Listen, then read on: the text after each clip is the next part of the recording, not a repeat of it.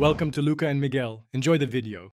You start by gathering precise tools: a small Phillips, plastic pry tools, a suction cup, spudger, and an ESD wrist strap to prevent static damage. Once done, power off the phone and remove the SIM tray. This prevents accidental shorting. Make sure to work on a clean, flat surface with bright light and a parts tray so screws stay organized.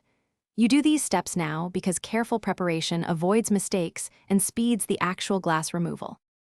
You apply a suction cup near the bottom edge and gently pry with a plastic tool.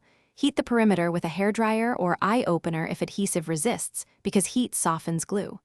Once a small gap forms, slide the pry tool around. Be careful near cables. After opening, disconnect the battery first, then remove display connectors in order so you don't short anything. Finally, transfer cameras, earpiece, sensors, and adhesive strips to the new screen to preserve fit and function. You reconnect the display and battery, then power on the phone to test touch, display, cameras, and sensors before sealing. This saves rework. If everything works, power off, apply fresh adhesive or adhesive strips, align the screen carefully and press uniformly around the frame, reinstall screws and the SIM tray.